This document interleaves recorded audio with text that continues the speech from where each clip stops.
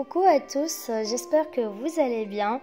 Aujourd'hui, notre cours portera sur l'interprétation des questions de compréhension de l'écrit qu'on propose au BEM. Donc, soyez branchés s'il vous plaît et prenez note.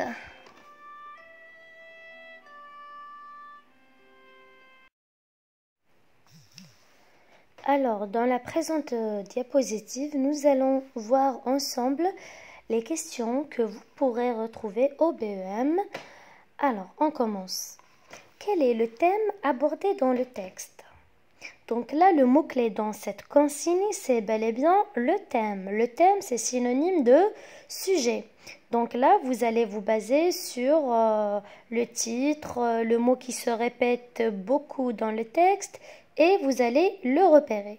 Cette question pourrait avoir une autre forme. Alors, on peut la proposer sous forme de QCM, question à choix multiples. Ce texte parle de, par exemple, la pollution de l'air, la pollution du sol, la pollution de terre. Choisis la bonne réponse. Là, vous êtes amené à choisir le distracteur le plus correct. Ou bien, on peut vous la poser de la sorte. De quoi parle-t-on dans ce texte? Et là, comment il faut répondre? Il faut suivre cette structure. Ce texte traite le sujet de, et vous allez répondre. Ou bien, le texte parle de, et vous allez donner la réponse. Maintenant, concernant la thèse c'est le point de vue. C'est l'opinion, c'est l'avis. On peut bien vous dire quelle est la thèse réfutée. Réfutée veut dire défendue par l'auteur. Et là, il faut aussi suivre la structure suivante. La thèse défendue par l'auteur est, vous pouvez la reformuler comme vous pouvez la repérer telle qu'elle est dans le texte. Et sachez que la thèse n'est pas synonyme de verbe d'opinion, c'est-à-dire vous n'êtes pas obligé de retrouver la thèse ainsi. Je pense que, les scientifiques pensent que, trouvent que, parce que parfois la thèse est implicite. C'est à vous de la retrouver. Comme vous pouvez avoir la formulation suivante, quel est le problème soulevé dans le texte? Donc là, vous pouvez répondre ainsi, le problème soulevé dans le texte est. Et là, vous avez le mot-clé qui est problème. Normalement, c'est clair. Relève dans le texte deux mots relevant du champ lexical du mot métier. Donc là, on pourra retrouver ce genre de questions dans un sujet de BEM. Relève veut dire cherche dans ton texte. On va chercher quoi? On va chercher des mots. Combien de mots? Deux. Relevant du champ lexical du mot métier. Donc là, les mots clés, c'est champ lexical et métier. Et là, vous allez vous baser sur le texte pour chercher les mots relevant du champ lexical de ce terme. Et puis, j'aimerais bien attirer votre attention sur un détail. Quand on vous demande de trouver deux mots, repérer deux mots, il ne faut pas donner plus de deux mots. Il ne faut pas donner une liste. Parce que si jamais vous allez vous tromper, vous allez donner deux mots corrects et trois faux, le professeur qui corrige pourra vous attribuer la moitié de la note ou bien un 0 carrément.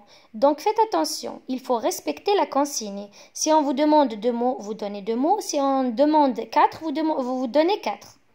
Nous avons aussi répond par vrai ou faux. Là, vous allez vous baser sur les items proposés. Généralement, on donne 4. Donc, vous soulignez les mots-clés que vous pourrez retrouver dans le texte facilement. Et ainsi, vous allez répondre par vrai ou faux. Parfois, on demande de justifier le faux. Donc là, faites attention. Il faut justifier. Pourquoi vous dites que c'est faux? Il y a une raison. Donc, vous donnez cette raison-là. Relève dans le texte deux arguments. Généralement, les arguments sont accompagnés par les connecteurs. Donc, basez-vous sur les connecteurs comme indice pour retrouver vos arguments. Que veut dire le mot souligné dans l'expression suivante? Donc, généralement, on donne une petite expression ou une phrase et on vous souligne un mot, puis on vous propose 3 distracteurs et c'est à vous de choisir le plus correct. Donc vous, avant de sélectionner la bonne réponse, tout d'abord vous cherchez l'expression ou la phrase dans le texte. Pour la contextualiser, il faut lire attentivement le paragraphe dans lequel se trouve cette phrase. Ensuite, comparer ce que vous avez compris selon le contexte avec les distracteurs proposés. Et ainsi, vous pourrez sélectionner la bonne réponse. Vous avez aussi cette question qui revient souvent.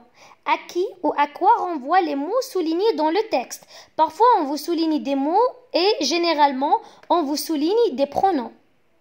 Vous avez il, vous avez on, vous avez lui, vous avez la, les. On vous souligne ces pronoms et on vous demande de retrouver les mots remplacés. Parce que généralement, on utilise ces pronoms, ces substituts lexicaux ou grammaticaux pour éviter la répétition. Et là, vous serez amené à retrouver à quoi renvoient ces mots-là.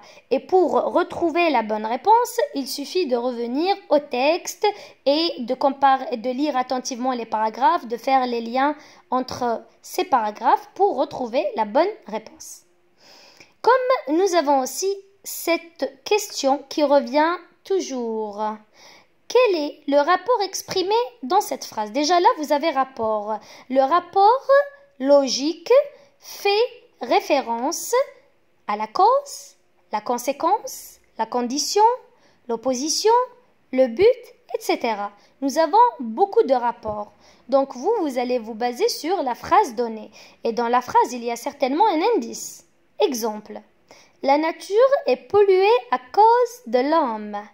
Ici, nous avons une phrase simple et nous avons exprimé dans cette phrase la cause à l'aide du groupe prépositionnel à cause de. Ici, à cause de l'homme est un groupe prépositionnel complément circonstanciel de cause. Voilà. Donc, cette explication concerne le rapport, mais il y a aussi une autre question qui accompagne la question précédente qui est « exprime le même rapport dans une subordonnée ». Pourquoi on vous demande la subordonnée? La subordonnée doit se faire dans une phrase complexe et non pas une phrase simple. Donc là, vous serez amené à choisir tout d'abord une conjonction de subordination. Ensuite, vous allez exprimer le rapport. Exemple, la nature est polluée parce que l'homme ne cesse de la salir. Donc là, j'ai rajouté un verbe, je l'ai transformé à une subordonnée en rajoutant un verbe conjugué. Et grâce à la conjonction de subordination, parce que. Suite. Exemple. L'homme pollue la nature. Consigne. Réécris la phrase suivante en commençant ainsi. La nature. Donc là, cette question qui revient souvent fait référence à une leçon de grammaire, la voix passive et la voix active. On vous a donné une phrase à la voix active, l'homme pollue la nature, et on vous demande de la transformer à la voix passive d'une manière implicite en commençant par la nature. Donc, si jamais vous trouvez ce genre de question, sachez qu'il s'agit de la voix passive et active. 2. Réécris la phrase au singulier, ou bien au pluriel, ou bien au masculin pluriel, ou féminin pluriel, etc. Donc là, on vous donne une phrase, par exemple au singulier. Ensuite, on vous demande de la réécrire au pluriel. Mets les verbes entre parenthèses au temps et au mode qui conviennent. Donc là, il faut vérifier le sujet, il faut vérifier les conjonctions, il faut tout vérifier pour sélectionner le mode correct, y compris le temps. Parce que parfois, on vous précise pas le temps. Et c'est à vous de le retrouver. Surtout quand on vous propose la condition. Parce que vous avez deux règles. Si plus présent égale futur simple, ou bien si plus imparfait égale conditionnel présent. Donc, dans une phrase, on peut vous donner si plus présent Et on vous demandera de conjuguer le verbe, le deuxième verbe, autant qu'il convient. Donc vous allez le faire en fonction des règles apprises. Remplace le pronom on par nous. Donc là aussi, faites attention à la conjugaison. Suite. Relie chaque mot à son contraire ou synonyme. Donc là, on peut vous donner de petites listes à relier par flèche en fonction du sens ou ça dépend. Donc là, on a un exemple, polluer, ramasser, jeter, nettoyer. Donc là, vous allez relier les mots les mots à leur contraire. Donc là, nous avons polluer, nous allons le relier avec nettoyer et nous avons ramasser que nous allons relier avec jeter. Classe les expressions suivantes dans le tableau. On peut bien vous donner une liste d'expressions, par exemple des expressions pour et des expressions contre quelque chose. Et c'est à vous de les classer dans le tableau. Exemple, j'aime le sport, déclara Adam. Réécris cette phrase en commençant ainsi. Adam déclara qu'il, donc là, normalement c'est clair, on fait référence aux cils directs et indirects. Et là, il faut vérifier le verbe de parole pour préciser et choisir le temps à utiliser. Ce texte a visée argumentative et à dominante, narrative, explicative, descriptive. Donc cette question, cette consigne concerne la typologie textuelle en question. Comme vous le savez, en 4e année, nous avons vu 3 dominantes, narrative, explicative et descriptive, bien sûr au service de l'argumentation. La visée est souvent et toujours argumentative. C'est la dominante qui change. Et là, vous allez vous baser sur le texte, sur les procédés utilisés pour définir la dominante en question.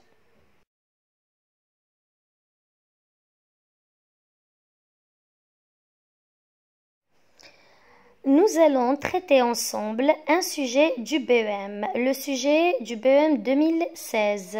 Soyez concentrés. Nous allons lire ensemble le texte. Le petit enfant et l'oiseau. Soudain, Till ferma la fenêtre, courut dans la chambre, sauta sur les chaises et les tables, les mains tendues vers le plafond.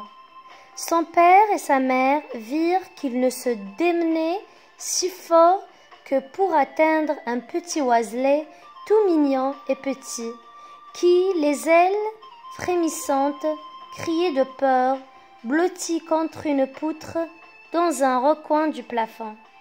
L'enfant allait se saisir de lui, lorsque Claes, parlant vivement, lui dit « Pourquoi sautes-tu ainsi ?» « Pour le prendre, répondit le petit enfant, le mettre en cage, lui donner des graines et le faire chanter pour moi. » Cependant, l'oiseau, criant d'angoisse, voltait dans la chambre en heurtant de la tête les vitraux de la fenêtre. L'enfant ne cessait de sauter. Claes lui mit pesamment la main sur l'épaule. « Prends-le, lui dit-il. Mets-le en cage, fais-le chanter pour toi. Mais moi aussi je te mettrai dans une cage fermée, avec de bons barreaux de fer, je te ferai chanter aussi. Tu aimes courir?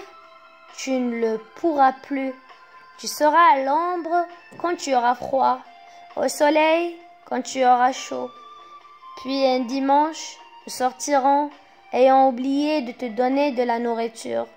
Au retour, nous trouverons-ils mort de faim et tout raide.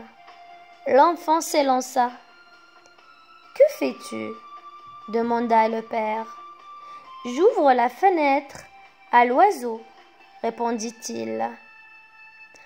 En effet, l'oiseau, qui était un chardonneret, sortit par la fenêtre, jeta un cri joyeux, monta comme une flèche dans l'air, puis s'allant placer sur un pommier voisin, se lissa les ailes du bec et se secoua le plumage. Claes dit alors à son fils, « Fils, n'ôte jamais à homme ni bête sa liberté, qui est le plus grand bien de ce monde, et laisse chacun aller au soleil quand il a froid, à l'ombre quand il a chaud. Compréhension de l'écrit, comme vous le savez, c'est noté sur 13. Nous allons traiter ensemble les 4 premières questions. 1. Comme je l'ai cité tout à l'heure, c'est une question qui porte sur la compréhension globale. Voilà. Donc, nous allons procéder petit à petit. 1. Dans le texte, Claes est le père de Till, la mère de Till, le frère de Till. Recopie la bonne réponse. Donc là, c'est quoi le mot-clé? C'est le nom Claes. Donc là, vous allez chercher et vous allez trouver que Claes, c'est le père de Till. Pourquoi Till saute-t-il dans la chambre? Vous avez le verbe sauter et vous avez le nom Till. Vous allez chercher la cause. Pourquoi ce garçon ne cesse de sauter dans la chambre? Évidemment, pour rattraper le chardonneret. Alors, que veut-il faire du petit oiseau? Pourquoi il veut le rattraper? Pour quelle raison? Eh bien, il le dit carrément. Il veut le mettre dans une cage, lui donner des graines et le faire chanter pour lui. Recopie les 2 arguments du père pour convaincre Till à libérer l'oiseau. Donc là, le père a présenté plusieurs arguments dans le texte pour convaincre son fils Till à libérer l'oiseau. Ici, on vous a proposé quelques arguments et vous êtes amené à sélectionner uniquement 2. Vous avez « Je t'enfermerai dans une cage »,« Je te ferai courir »,« Tu mourras de faim »,« Je te mettrai au soleil ». Donc, le père lui a proposé de l'enfermer dans une cage pour qu'il puisse ressentir le même sentiment que l'oiseau. Et bien sûr, tu mourras de faim, car il lui a dit si jamais on va sortir un dimanche et on oubliera de te donner de la nourriture, on va te retrouver mort en fin de journée. On continue. 5. Pourquoi Till ouvre-t-il la fenêtre à l'oiseau? C'est simple, il ouvre la fenêtre pour libérer l'oiseau. Classe les expressions suivantes dans le tableau. Vous avez 2 cases, être en cage, ce qu'on peut faire quand on est dans une cage et ce qu'on peut faire quand on est libre. Vous avez 4 expressions, être à l'ombre quand il fait froid, être au soleil quand il fait froid, être à l'ombre quand il fait chaud, être au soleil quand il fait chaud. Donc là, avant de classer, il faut revenir au texte, c'est votre référence. Quand on est en cage, on est à l'ombre quand il fait froid et on est au soleil quand il fait chaud. Mais quand on est libre, on est à l'ombre quand il fait chaud et on est au soleil quand il fait froid. 7. Selon l'auteur, quelle est la chose la plus précieuse souhaitée par l'homme et l'animal? C'est la liberté. Donc vous allez répondre ainsi. La chose la plus précieuse souhaitée par l'homme et l'animal est la liberté. Dans le texte, l'auteur argumente, c'est clair. Mais comment il argumente? Quelle est sa dominante? Est-ce qu'il décrit? Est-ce qu'il raconte? Est-ce qu'il explique? Donc vous allez vous baser sur les caractéristiques vues précédemment pour chaque dominante. Et bien là, si on vérifie seulement les temps verbaux, on se retrouve avec le passé simple et l'imparfait qui sont 2 temps du récit et donc qui font référence à la narration. Et là, l'auteur argumente en racontant. L'enfant allait se saisir de l'oiseau. Remplace le verbe souligner par un autre de même sens. Donc vous allez vous référer au texte pour trouver le synonyme du verbe se saisir. Il y en a plein. Et on peut choisir s'emparer ou bien attraper. 10. L'oiseau qui était joyeux sortit par la fenêtre.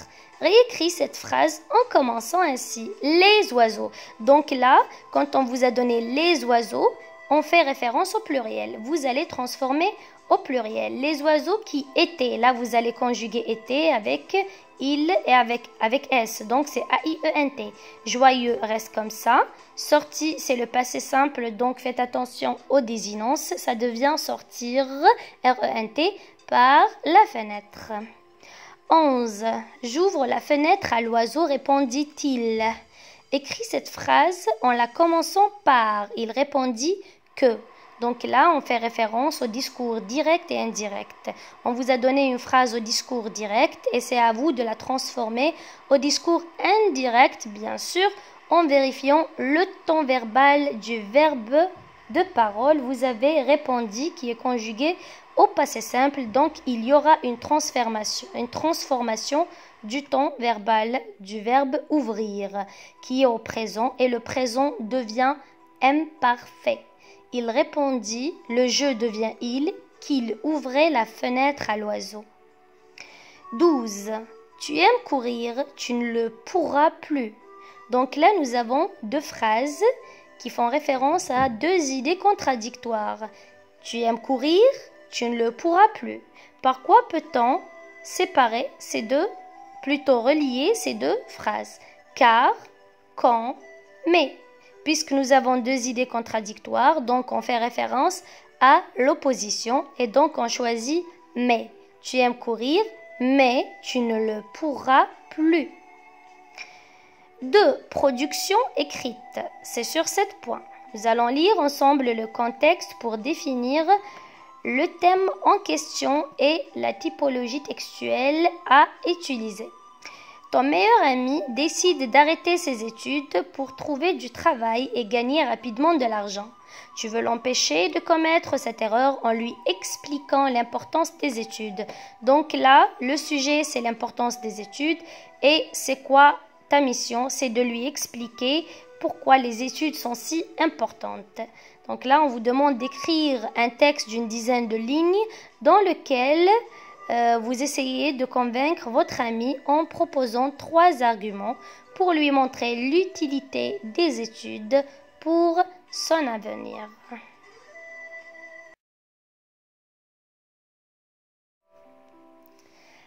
Je vous remercie pour votre attention et j'espère que vous avez compris quelques consignes. Et je vous conseille de faire plein de sujets, de poser des questions à vos professeurs, de me laisser des questions en commentaire et surtout de réviser, de vous préparer davantage. Il est temps de faire des révisions, des récapitulatifs, de s'exercer, etc.